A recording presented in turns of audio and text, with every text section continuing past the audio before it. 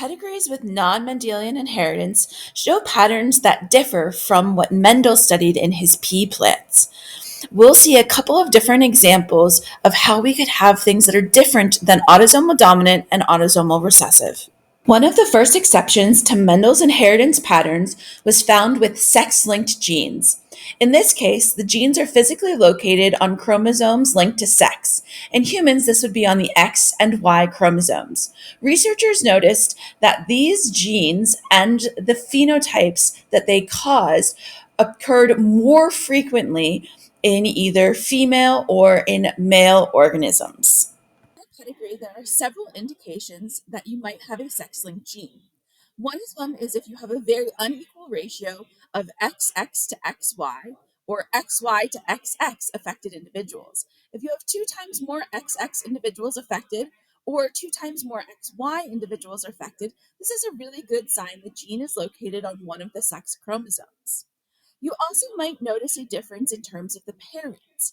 If you happen to have more XX affected or XX carriers for individual parents, then you might have an X linked gene where the gene is located on the X chromosome. If you have more XY individuals affected and pass on that gene to their XY sons, this is a good sign that you have a Y linked gene and the gene is located on the Y chromosome. In humans, another non Mendelian genetic inheritance pattern happens due to genes that are located on the mitochondria. In humans, only the mother's egg contributes mitochondria and therefore the ring chromosome in the mitochondria to her offspring.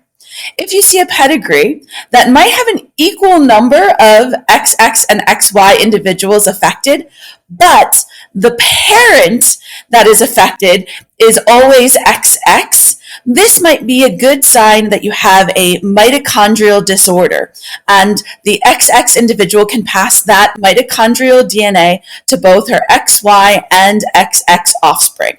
In this case, an affected XY individual can never pass the impacted DNA or only very rarely pass the impacted DNA onto their offspring. Our final two non-Mendelian inheritance patterns involve multiple genes or multiple traits. Now, although Mendel looked at multiple genes or multiple traits, in Mendel's case, the multiple genes that he looked at were located on different chromosomes or located very far apart on the same chromosome. When we have genes that are located close together on the same chromosome, it's unlikely that they'll be separated by crossing over during prophase 1 in meiosis. And so we'll see that we'll have two genes and therefore two traits that occur together more frequently than you would expect. This is called linked genes. Our final inheritance pattern has to do with complex or multifactorial diseases. These not only involve multiple genes, but they also involve some of that phenotype plasticity that we talked about in our notes. This means that the environment plays a large role as well as the multiple genes. These can be really hard to predict, but we sometimes might say that these traits and those genes run in families. Pedigree 3 is Duchenne muscular dystrophy, a progressive disease that affects all of the muscles in an individual, making them weaker. Based on the size of the pedigree, affected individuals and their parents, what do you think is the most likely inheritance pattern? If we focus on the family in the pink box, we can see that an unaffected XX individual has an affected XY individual. What does this mean?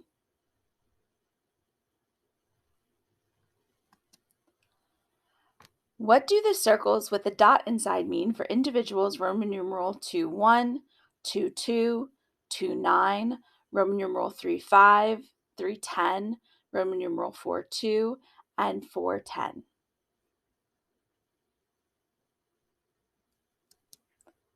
Carriers being present, unaffected parents having affected offspring, and the size, number of individuals, and skip generations are signs that this pedigree is recessive. How many XY individuals are affected compared to XX individuals in the pedigree? Do any fathers pass on this trait or alleles for this trait? 5XY individuals are affected in the pedigree, but no XX individuals are affected. We can only see carrier mothers. In particular, there are no XY individuals passing on this trait or associated alleles to their sons. So, this is a sex linked trait, and the alleles causing Duchenne muscular dystrophy are going to be on the X chromosome. Similar inheritance patterns exist for color blindness and hemophilia. What is the most appropriate way to write the genotype for the proban affected XY individual Roman numeral 5-3 with the arrow pointing to them?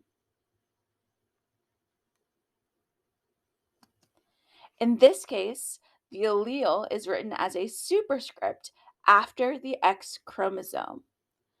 DMD rather than a single letter can be used.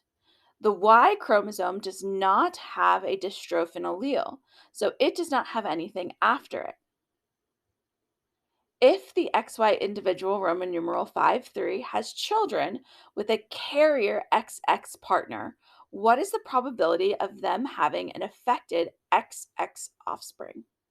Pedigree 4 shows a family with Charcot-Marie tooth disease, a central nervous system disorder that includes strokes, seizures, and nerve pain.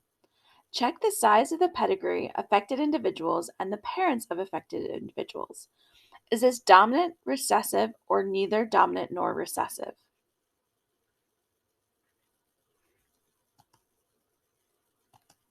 The family in the pink box with affected XX parent Roman numeral 3-1 and affected offspring XY individual Roman numeral 4-1 shows a pattern that the rest of the tree has in common. What is this pattern and what does it mean?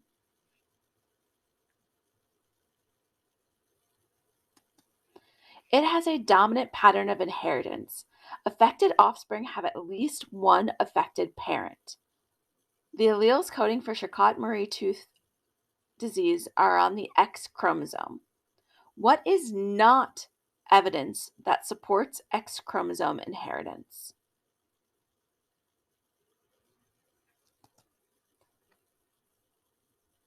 There's almost 2 times as many XX individuals affected as XY individuals. There are only affected mothers or potentially affected mothers that are passing it on to sons and daughters. And affected fathers can't pass on their genes and phenotype to affected XY individuals. This indicates that it's likely sex linked on the X chromosome, and it is a sex linked or X linked dominant inheritance pattern. In this case, the circles and squares with a circle inside and a slash through them do not represent carriers. Instead, they represent individuals who died without a diagnosis, but due to symptoms likely had the disease. A pedigree with a number of dead individuals, especially with an X-linked dominant genes, may indicate lethal alleles. We're having no unmutated alleles in the XY individuals, or having 2 mutated alleles in XX individuals may likely lead to death in infancy. Why does the Y chromosome have a hemizygous pattern?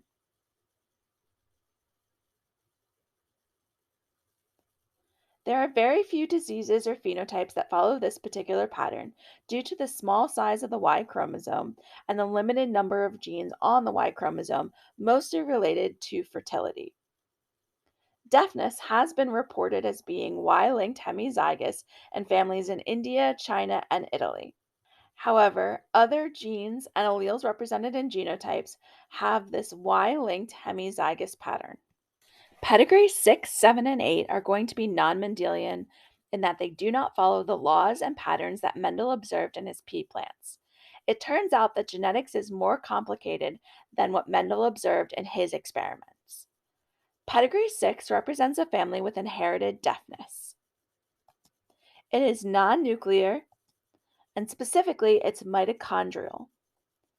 What do you notice about the ratio of XX to XY individuals that are affected?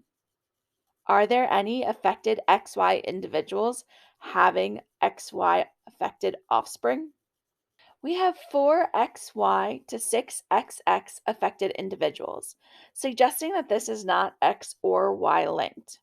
However, only affected XX individuals pass on this allele and corresponding phenotype to their offspring.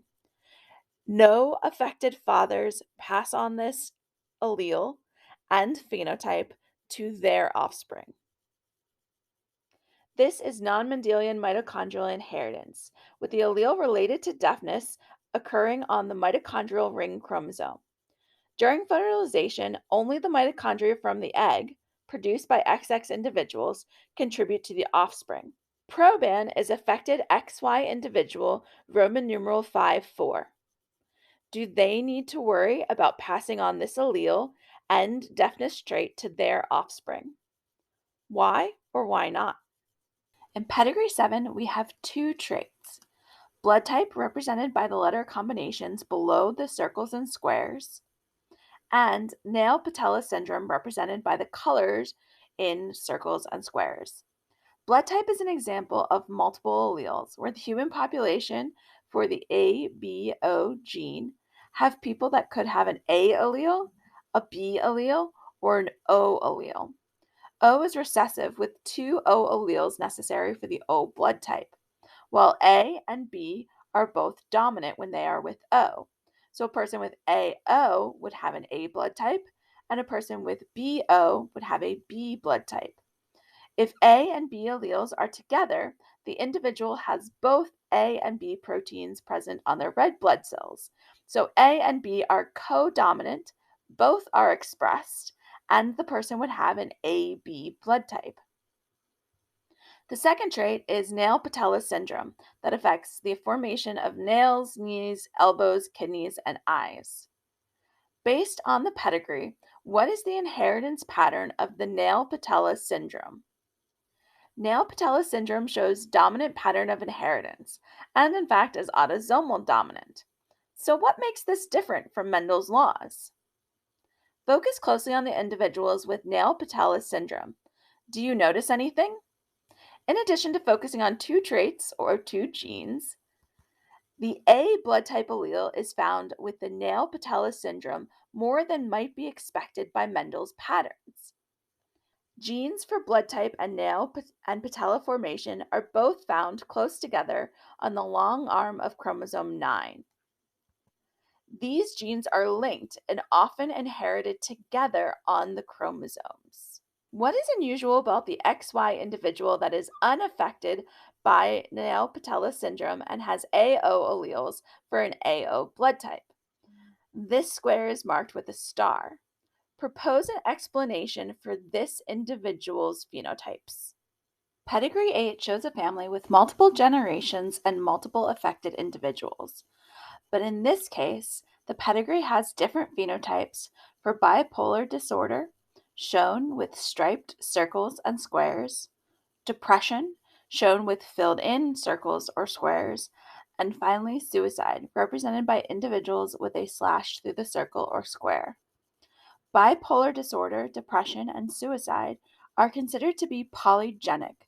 What do you think that might mean? Bipolar disorder and depression have a strong genetic component.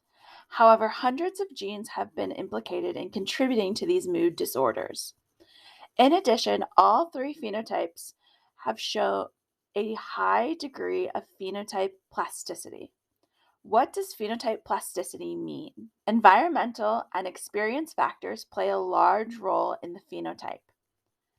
It is considered a complex non-Mendelian disease because it involves so many genes interacting with each other and with the environment and experiences of the individual to produce the phenotypes.